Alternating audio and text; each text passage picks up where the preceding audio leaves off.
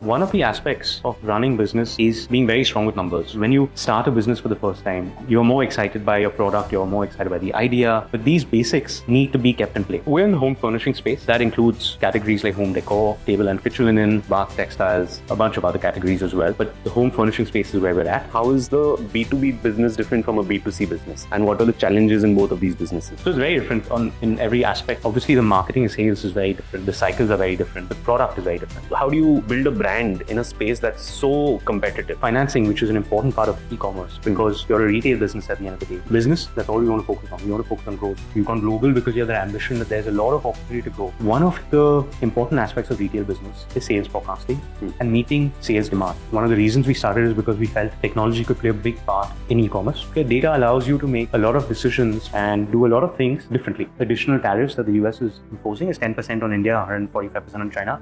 I don't believe it will settle on that.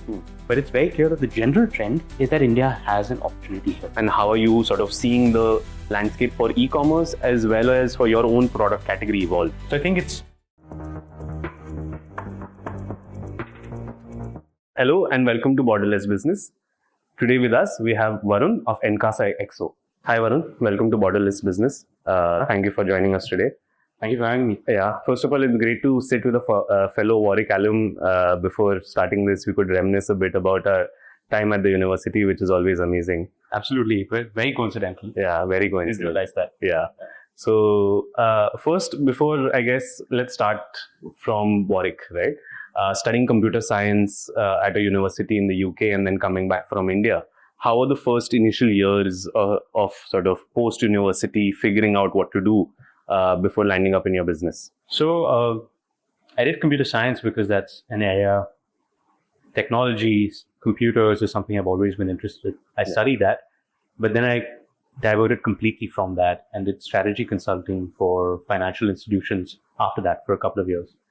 It was interesting because it allowed me to travel across Europe and Asia, working with interesting companies, but there was an itch to start something. So that's when I moved back. I spent about a couple of years there, but moved back with a friend of mine from university at Warwick to start a business here. It was home because I've always lived in India, so it wasn't a major change in terms of culture. But I think moving back from there, we were a bit naive in the way business is done. Neither of us had ever done business before, either here or there. So we were naive about a lot of the aspects of business. So that was a good learning for us over the first couple of years here about a number of aspects across admin and compliance and accounting. And I think everyone needs to learn that at some stage. So that was a good initiation for us. What was the first business you started? It was a company called En Route Media. We installed these tablet sort of devices in taxis. So this was the pre-Uber and Ola days. Yeah. We had fleet taxis, if you remember the Meru, Easy Cabs and all of those. So we worked with those companies. We installed these screens where we provided content to the passengers sitting there. And it was an ad-funded model. It played closer to the technology space, which I've always been interested in. And we ran that for a few years. Got it. And you said initial couple of insights on running your first business, some failures. What were some of these initial experiences that you now carry to Encasa? So I think it's one of the aspects of running business is being very strong with numbers. Okay, so that is understanding your unit economics, understanding your P&L statements, doing your MIS. This is very boring stuff. And when you start a business for the first time, you're more excited by your product, you're more excited by the idea and all of this. But these basics need to be kept in place. I think we struggled with that for a couple of years initially at En Route, where we didn't pay attention to this. But that does come back and bite you at some point of time. Yeah. So I think that initial learning is very helpful because today we're a lot stronger when it comes to that. A lot more kind of diligent at making sure this is done. So it sounds very boring, but I think it's important. Got it. And then how did Encasa happen? Home furnishing seems to be an interesting space. Well, honestly, it was never a dream of mine to start a home furnishings brand. I've grown up around textiles. In fact, the first 8 years of my life, we were in a small town called Sangli. It was in interior Maharashtra. My family had a textile mill there.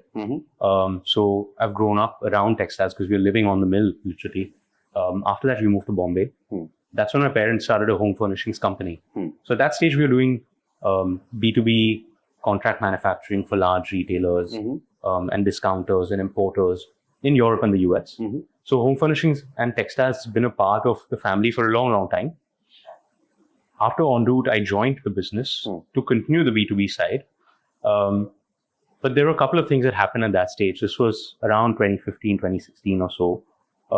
I had the technology bent of mind. I wanted to be in that space. Textile was never interesting, but there was an opportunity there. And we had that understanding of textiles. We knew we wanted to go directly to customers because we understood the product really well, and we felt we understood what was best for the customer too. And Amazon was growing at a breakneck speed back then. And it provided an opportunity to marry those two things, which is a strong grounding in understanding customers, in understanding textiles, and the technology side, which is something which I felt I brought to the field. So we started experimenting with it with a brand called Encasa. So that's when it started. Got it. And what's the story behind Encasa XO? How do you name it? How did you come up with it? So Encasa is at home in Spanish. Okay. So it's simply, it denotes the type of products that we do. We know we wanted to be broad in the home space. It's something we manufactured for a long time. XO actually comes from trademark. Encasa was not easy to trademark in the US because they have a large Latin kind of population. So it was not easy to trademark. So we had to add on to it. So XO comes from there. Nice. You always find creative ways to build a brand, right? We had to. Yeah, we had to get around that. Excellent. So let's talk a little bit about the business, right? What are your products like? How large is the business? Where are you exporting to? What are the channels that you're using for export now? Maybe you can help us understand some of that. Sure. So we're in the home furnishing space. That includes categories like home decor, table and kitchen linen, bath textiles, a bunch of other categories as well. But the home furnishing space is where we're at. We're 100% e-commerce driven now. Okay, so we've moved past the B2B side where we were contract manufacturing. We're a wholly B2C company because that grew a lot faster than we expected it to. In terms of distribution, we're diversified across a number of countries through e-commerce. So we sell in the US, in the UK, we're across most of the European countries, so Germany, France, Italy, Spain, some of the smaller ones as well. We're in Japan and we're in India. Got it. So across the space. And the split across that is also fairly well diversified. Got it. And the size and scale of the business, how large is the team now? So at top line, we closed the last year at about 100 crores. We've got about 50 people in the offices working across the retail side of it, the marketing side of it, as well as the manufacturing. And then there's obviously staff, which does the manufacturing. So we're vertically integrated in the sense that we have factories in Maharashtra and Tamil Nadu, which do our manufacturing. So we start at the fabric stage all the way to the customers. We handle all. Got it. And sort of, I want to pick on two things here. One is the vertical integration part, but I also want to understand how is the B2B business different from a B2C business? And what are the challenges in both of these businesses? So it's very different in every aspect of it. Obviously, the marketing and sales is very different. The cycles are very different. The product is very different. Now, if I was to touch upon some of those, when it comes to marketing, sales, and product, in a B2B space, when we were selling to large retailers, let's say in Europe, who would some of these retailers typically be like? So they would be these large retail chains, for example, Aldi or Z-Man. They're all 1,000, 2,000, 3,000 store companies, which would purchase a product that you would manufacture. They would put, let's say, 50 of those in each store. But they have 2,000 stores, so that becomes a 1 lakh piece order. Got it. Right? Got it. So it's a high volume, low margin sort of business, which is what we always kind of focused on. Got it. And your entire sales and marketing is based on how do you convince that customer that this is the right product for their customers. So that's very different because you're making a B2B sale. Whereas a B2C sale is actually getting down to the customer level, understanding customer pain points, doing a lot of that ground research, and then developing a product for that. So it seems like a small difference, but it makes a very big difference in terms of the product that you actually end up with. Can you give us an example of how a B2B product and a B2C product would look different in your current product portfolio? So let me take a specific product. Okay, we manufactured kitchen towels, one category. It's a perennial product that we always manufactured in very large quantities for a Polish chain. Okay, now they had an audience which they wanted to sell at a particular price point. Okay, so the product was developed keeping that price in mind, rather than the other way around, where you develop a product keeping the customer in mind. Okay, that led to a product which had a specific weight, had a specific absorbency, had certain functional parameters which fit that price point. Am I happy with the product that I manufactured? Then no, not at all. Because as a customer myself of kitchen towels, everyone has kitchen towels at home, I would not use that because I was not very happy with the product. Whereas now, as a B2C customer, I want to make sure that the customer is happy at the end of the day when they buy the product.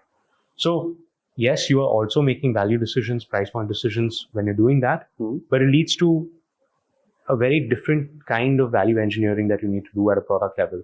Today, the products that we manufacture, we're happy to use because we've kept a customer in mind when we're manufacturing that. Got it. And I'm guessing the e-commerce platforms have allowed you to access all of these markets fairly effortlessly? Absolutely. There's a ton of data available out there. A lot of the product research, we've got thousands of SKUs that we have, and all of them go through kind of a very data-driven process in terms of how do we decide whether this product is the right fit. So one of the aspects of it is what you're duty to is customer reviews available on a platform like Amazon. Yeah. Right. You can see your competitors even before you enter an industry. You can see the competitors that are out there. There are thousands of reviews that you can kind of pass through and understand what are customers talking about. What are their pain points? What can you solve? Give a better customer, better product to that customer, and makes it a lot easier. If you look at 20 years ago, you need to do primary research, secondary research. We did that in the en route days to understand customers better. But that's very expensive for a startup to do. For somebody entering the business today to do at a large scale for many products. This makes it a lot easier. In fact, a lot of the AI tools make it easy to take 1,000 reviews and really land on insights, which would be much harder to do today, which would be much harder to do yesterday than just today. So using customer reviews and additional data points allow you to enter these spaces a lot more informed rather than making instinct bets, which would lead to a lot more failures. Got it. And I'm guessing home furnishing is a fairly sort of cluttered market with a lot of competitors. So how do you sort of build a brand in a space that's so competitive? Right. And especially an export business. I'm guessing the Chinese and the Vietnamese guys are all trying to compete for the same audience in the US and Europe. How are you making sure that your product still sort of beats them and continues to succeed? No, absolutely, you're right. So major competitor is China in most of our markets, right? Where in the US, UK, and Europe being our predominant markets, China is our biggest competitor there in each of the categories. But you have to realize that each of these categories have niches within them where India is dominant. At the end of the day, India has a lot of strength when it comes to certain types of fabric. China may dominate polyesters and a lot of blends, and they do a lot of things very well. But cotton is something which is domestically grown. A lot of the production for cotton internationally happens from India. So we focus on products where we think India has a strength. And we feel that not a lot of brands, not a lot of manufacturers from India have gone abroad. There are whole lots of issues that we'll get into during this conversation, but we feel that there's a lot more that can be done.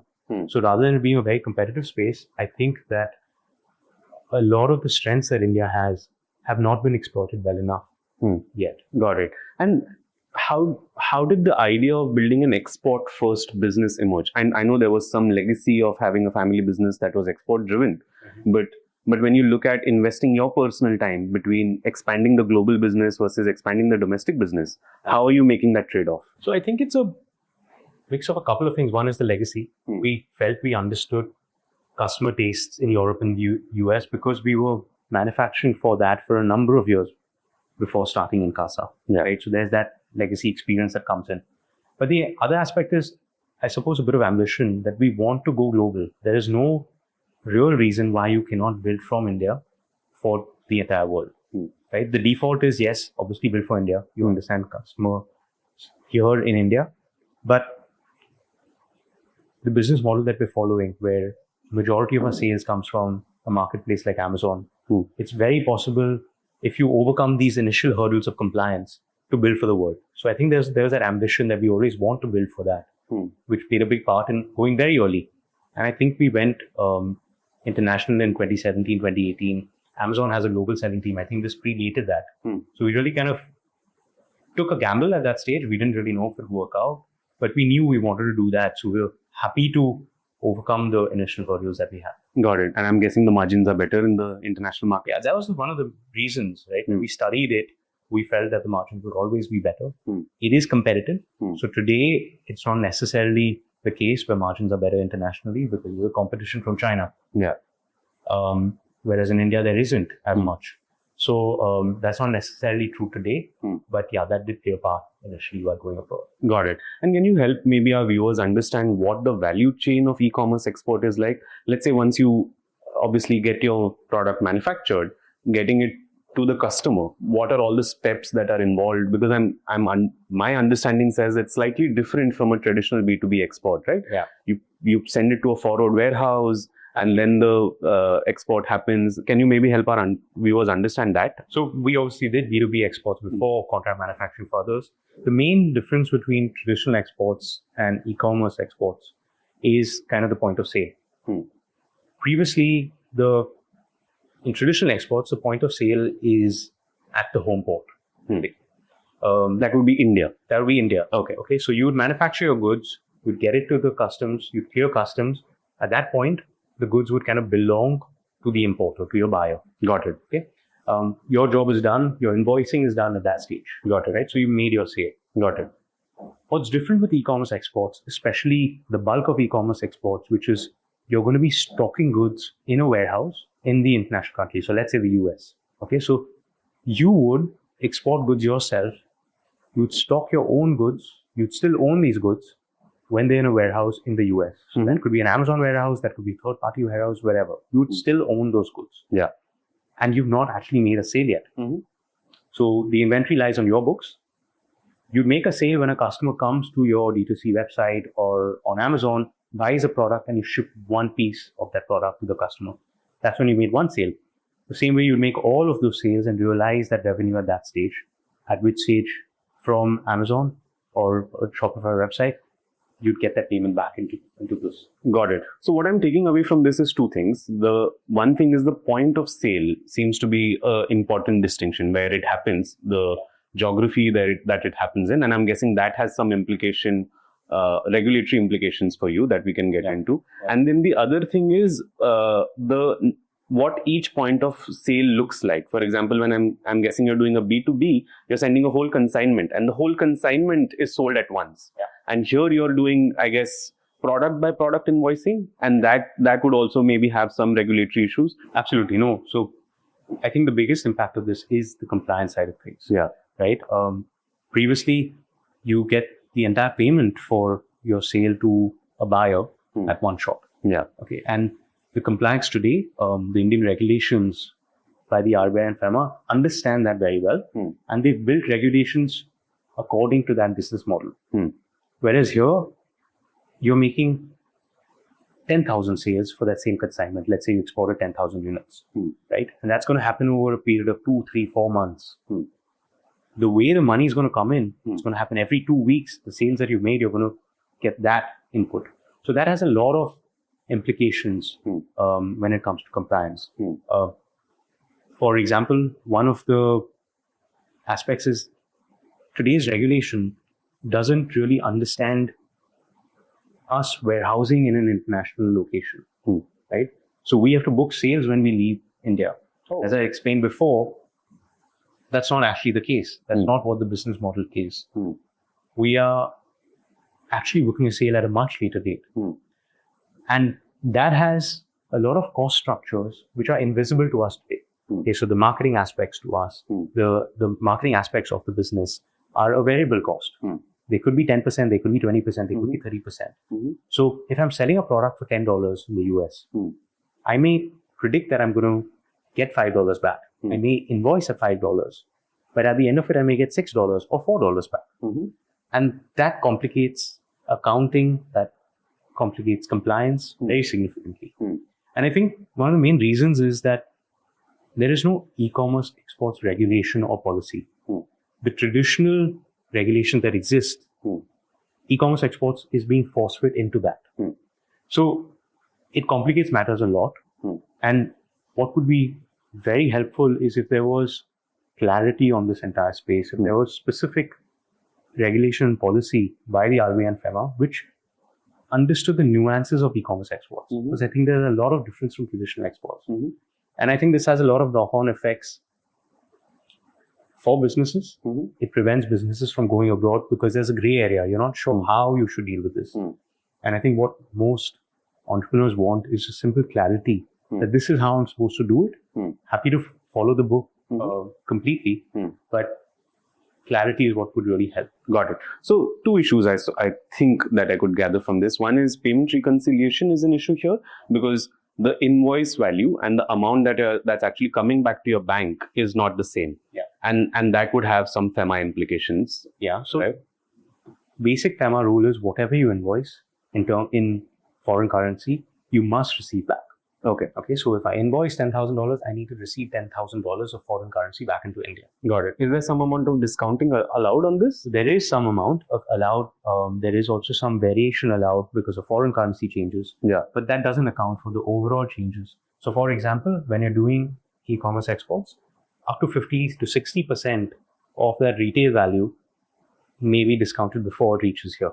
Got it. Something which is not allowed according to FEMA guidelines. Got it. So you're having to tweak your invoice value to fit the FEMA guidelines, because the number one thing you want to do is be compliant here. Got it. Be 100% compliant here. Got it. And you have wiggle room both on the top and the bottom, or just at the bottom? For example, let's say you invoice for a $10 product, you invoice for $5, you get back, let's say $8. Amazing, right? Your product sold higher than what you expected. Are you able to bring all of that money back? You're not. Okay. Because you would be non-compliant at that stage. So then you would have to adjust it in the next invoice. And that becomes constant management, right? It has other implications too. So for example, if you're only booking $5 out of your $10 sale, your top line is being reduced, right? That impacts you in very different ways. Financing, which is an important part of e-commerce because you're a retail business at the end of the day. Working capital is important, is dependent on top line. If you go to a bank, first question they ask you, what's the size of your business? If you go for equity financing, a very important aspect of financing is what's your top line. But your top line on your financial books is half of what your actual top line is. Got it. Right? So you are being completely compliant when it comes to GST and IT and FEMA and RBI. But that poses a lot of challenges when it comes to financing and working capital, which is an important part of retail business. Got it. So you're basically telling me your P&L is not presenting an accurate sort of picture of the financial health of the firm. Right? And you have to do all of this to meet all of these other compliance issues. Absolutely. So you would maintain a separate MIS, which tells you and tells an investor what the true picture is, but you're also trying to be compliant according to all the different regulations that are there. And the two cannot be the same. Got it. And I'm guessing all of this takes away a lot of energy from you as the founder away from the business, right? You're not able to focus on product innovation. You're not able to focus on sort of growing the business, and sort of a large amount of your time must be going in all of this. Absolutely. No. So as a business, that's all we want to focus on. We want to focus on growth. We've gone global because we have the ambition that there's a lot of opportunity to grow. We want to be compliant, but we don't want to spend a majority of senior members of the team trying to figure compliance.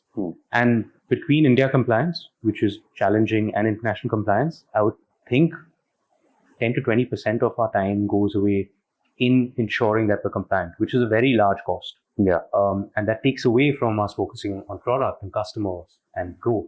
Got it. Maybe we'll come back to to the regulatory aspect again, but maybe spend some time understanding the vertical integrated and how is that helping the business. You have your own mills and you're doing the consumer, so end to end on that front. Yeah. How does that give you a competitive edge? A majority of our sales comes from marketplaces like Amazon. Mm-hmm. That's a very competitive space now, Mm-hmm. right? So one of the obvious advantages is on margins. Mm-hmm. When we're controlling it from end to end, Mm-hmm. we're not losing a lot of margin along the way. Mm-hmm. Okay, so we're being able to keep costs low, not pay out a lot of that margin. So that's one obvious way that vertical integration obviously helps. The other way it helps us a lot is actually on the turnaround time. One of the important aspects of retail business is sales forecasting and meeting sales demands. And that changes a lot. You may have very elaborate machine learning models forecasting sales out for 6 months, but you're never going to be 100% accurate. Certain products are going to go up in sales and you're going to run out of stock.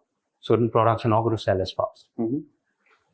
Having manufacturing integrated into our entire supply chain allows us to manufacture based on real-time customer demand. Mm-hmm. So today, if we see that sales are suddenly shooting up in a certain product line, I can change my manufacturing around that my next shipment that goes out carries that inventory, which is selling out really fast. I can't do that if I'm working with a third-party manufacturer. Typical way of working with third-party manufacturers, you give a purchase order, they deliver after 30 days, 45 days, whatever it is. Here, I can change the order such that 20 days later, what's shipping out will contain the goods that I need. So that sort of flexibility that I have in manufacturing allows us to meet customer demands and manage inventory in a much better way than I would be able to do if I didn't do that. Got it.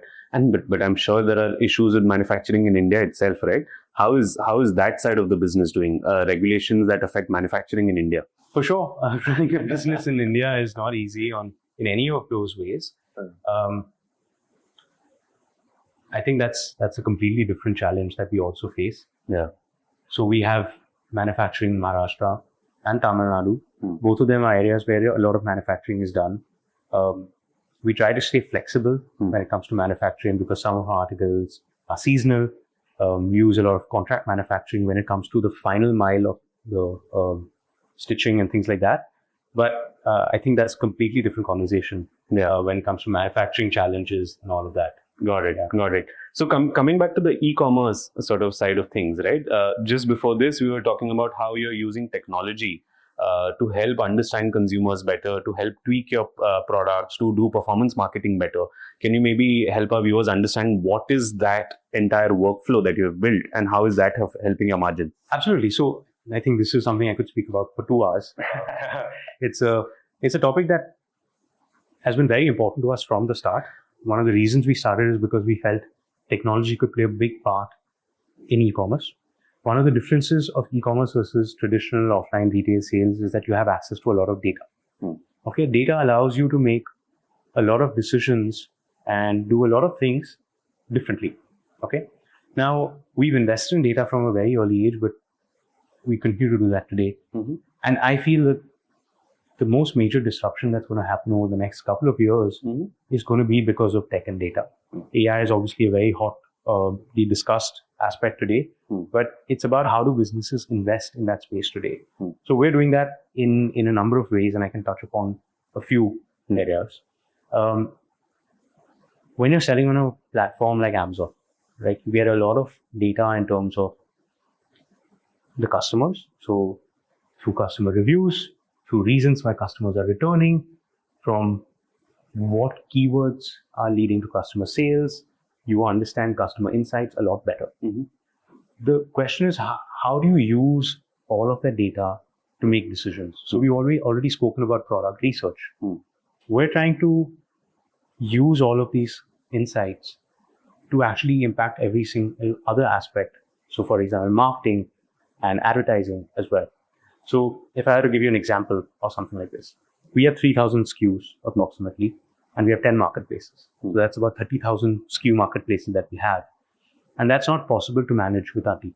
Yeah. We have about 20 people working on this. 20 people can't manage that large a catalog size. Yeah. So we use keyword data. We use an understanding of our own products. We use AI to build workflows that constantly monitor keyword ranks. It constantly monitors what is doing well through our performance marketing, and it tweaks content for each of those SKUs. Okay, that is a workflow that takes a long time to build, an understanding of the technology, but that allows us to scale managing so many SKUs across so many marketplaces. And a lot of that is not even in English, right? It happens in German and French and Italian. All of our employees are English speaking in India, right? So you can't do all of that unless you use this technology. Yeah. So we're building these sorts of workflows to help us scale that. And we expect to be in a lot more SKUs in the next year or 2 years. And we won't be able to do that unless we build this technology in.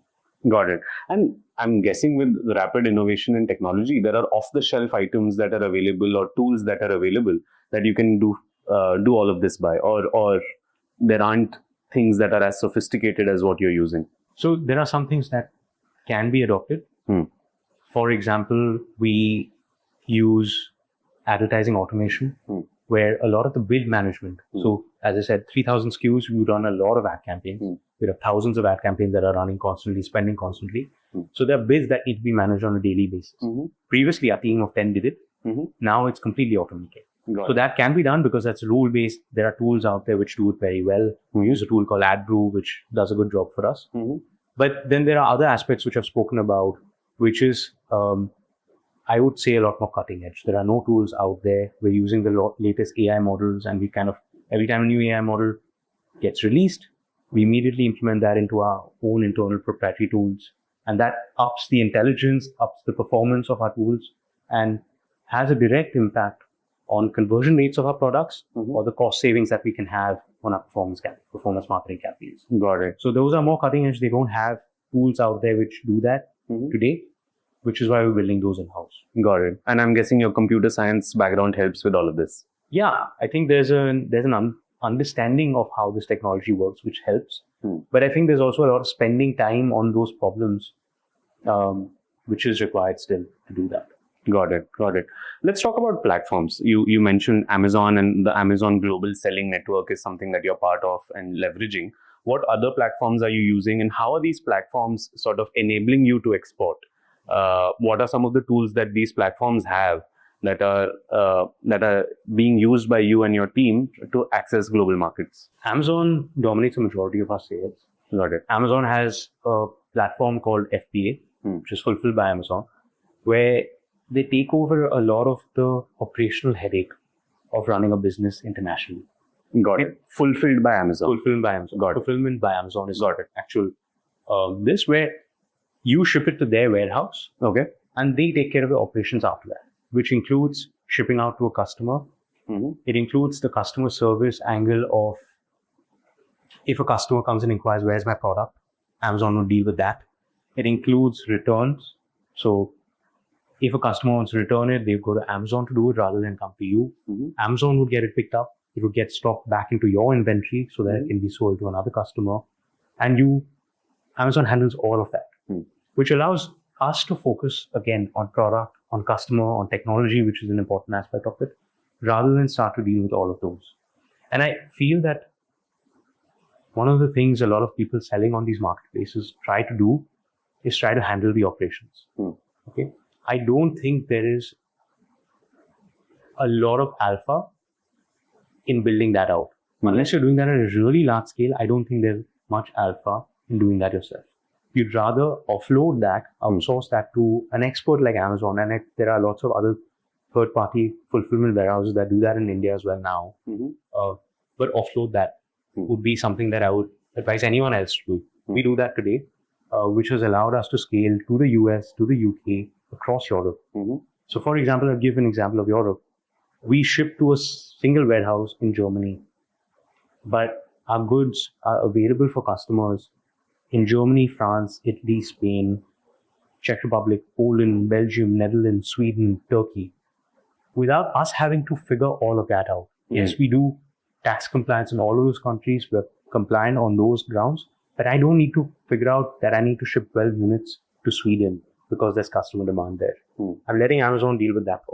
Got it. So I think that helps a lot. So let's get into the geopolitics, right? With Trump coming in, we've seen the global landscape evolve dynamically.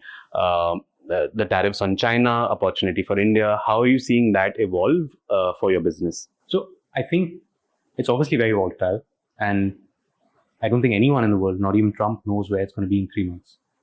But what's very clear since a much longer time, this was more of an inflection point. What's clear over the last 5 to 10 years is that the relationship between China and India and the US is a lot more strained than India and the US. And I think our government has done a good job of maintaining a neutral stance, especially when it comes to trade. And that provides a great opportunity to India. I was discussing this with someone, and the numbers that I heard was that the amount of e-commerce exports coming out of China was some $1.8 trillion in 2023. And India was 100th of that. 1%. 1.8 trillion coming out of China, and 1% was India. So interestingly, I've looked at these numbers. It's insane, right? China does around $350 of just e-commerce, $350 billion of just e-commerce, and India is barely doing $5 billion. Right. Yeah. So that's what I'm saying. It's not 100x, but I think 70x, right? 70x. You're saying, yeah, which is crazy. And today, that's a massive opportunity. Today, the additional tariffs that the US is imposing is 10% on India, 145% on China. I don't believe it will settle on that. But it's very clear that the general trend is that India has an opportunity here. And even if it's not on areas where you're directly competing with China, I think there is a whole lot of stuff that India manufactures which we're not taking abroad enough. We're not exploiting that opportunity enough. And I think a lot of it is to do with some of the regulations and clarity and policy that we require some support from the government. But I think there's a lot of opportunity there because of the current geopolitical scenario. And how does a sort of a brand like you capture this opportunity? What do you need to do? So what we're doing today, so a day-to-day is we're sending a lot more inventory. We expect that there will be tailwinds similar to how COVID had tailwinds for us, at least in the short term. But what we're also seeing, and that provides an opportunity to us, is a lot of other brands who don't understand the international space, who don't have the distribution strength that we have today, are coming to us and saying, well, take our products abroad. So we've had 3 of those conversations in the last 2 days with other brands who understand their product, understand the Indian space, but don't want to go international because of a lot of this regulation and compliance that they would rather offload to us because we've done it for a number of years. So both for our own brand, which is Encasa, as well as for growing as a business by distributing other brands, I think there's a lot of opportunity for us today. Got it. And then how long do you see this opportunity be? And let's say from a regulatory perspective, what are some of the key regulations that you think we need to relook at, maybe tweak? You spoke about some of them with payment reconciliation, etc., in the first half of this podcast. But is there anything else that we need to look at? As I said, clarity and policy will definitely help.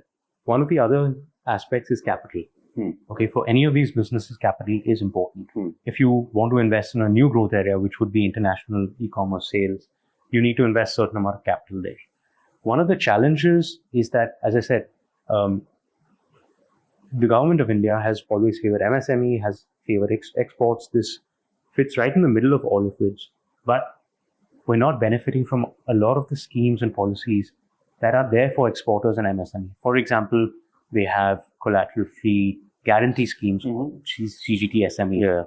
That's for MSMEs who are exporting to get collateral-free working capital. Got it. But the lending institutions, the banks, don't understand e-commerce because the government of India doesn't have regulations specific to e-commerce sales. Due to that, they're very wary of something like this. So that education to lending institutions and clarity will help a lot if smaller enterprises have their working capital available to go and explore this area. Got it. And then these schemes that you're talking about, are there any schemes that you avail and are there issues with sort of availing these schemes, maybe process issues, stuff like that? We don't avail any of these. We do take duty drawbacks, which is generally there for exporters.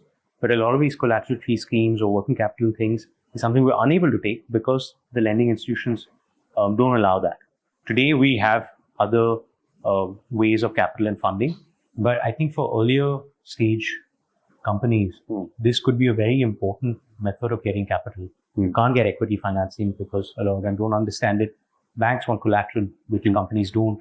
I mean, companies don't have, or they have stocks, which again, banks don't understand because your stocks are lying in a warehouse in the US or the UK and they don't sit on your balance sheet.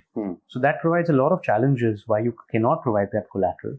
There are schemes which have the right intent, but they're not flowing through to this sector because of that lack of clarity. Got it. So you're saying there is space to bring, let's say, the regulator, banks and e-commerce exporters like you to a table and figure out this working capital sort of issues and come up with a scheme that can be actually utilized, because you're saying the scheme is there, but it's not designed to enable e-commerce export. Yeah, it's a lot about education and communication. The scheme's there, but because of a lack of understanding between these three stakeholders that you pointed out, it's not really happening. So bringing them together and having that education trickle down, I think would help a lot. Got it. Great. The next thing I want to sort of touch upon is the evolving landscape of e-commerce, right? It's extremely dynamic. So how are you prepping for this? And how are you sort of seeing the landscape for e-commerce as well as for your own product category evolve going forward? So I think it's a lot of the stuff we've spoken about till now. One of them is technology. For us, technology and today AI is one of our differentiators. We count that as one of our core differentiators along with distribution and kind of expertise of our products. And I think that that's going to become more and more important for all companies. There'll be a lot of disruption in terms of business process, but there'll also be disruption in the way commerce is done. I think as Amazon is changing a lot in terms of the way it adopts AI and the products that it shows to customers is changing very drastically.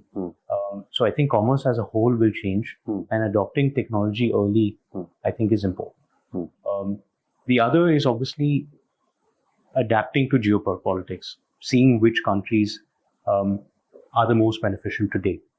Our diversification across India, the UK, Europe, and the US has helped us take these opportunities very well. Because we're in the US right now, that is obviously an opportunity for us today.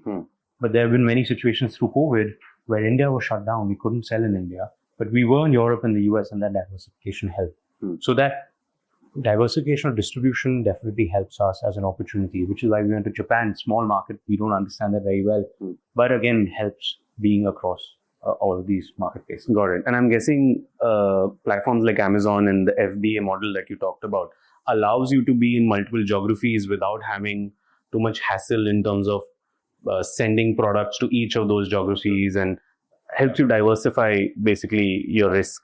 A lot of the operations get taken care of once the goods are there. There is some amount of work involved in getting the goods there and being compliant with the local laws. So we have tax registrations across Europe and the UK, and we should deal with all of those things. So there is work involved there. But yeah, the FBA model obviously has helped us scale to these marketplaces because the operational challenges are taken care of. Got it. And so maybe let's go back. If a young Varun was to restart and think about 22, 23-year-old Varun comes back from the UK, trying to set up a business today, what would you do differently? What product categories would you choose? Would you still try and do e-commerce, or would you have a different model? What would that look like? Tough to answer. So I think one of the areas would be obviously get to the numbers quicker, which I mentioned right at the top. Yeah, would definitely be there. But I think whatever business you do, I would say focus on the product more would always help. Regardless of the previous business that we did, the current business that we do focus on a lot on our product. We have a lot of technical expertise over the years that we've built, but more focus on the product never hurts, because everything else is kind of downstream of that. All your numbers actually just tell you how good your product is. So for anyone starting out, or for me starting out, if I'd spend 20% more hours, that would never hurt on the product. So I think that would be one thing I would take away. Got it. And I'm guessing the 20% of time that you're spending on dealing with regulation, if you can reduce that, Yes. there is clear space for you to do more product. Absolutely. No, Amazing. 100%. Amazing. Great. Thanks a lot. Thank you for your time. Thank you for tuning into Borderless Business. I hope you enjoyed our conversation today. If you like the conversation, please do like, share, and subscribe.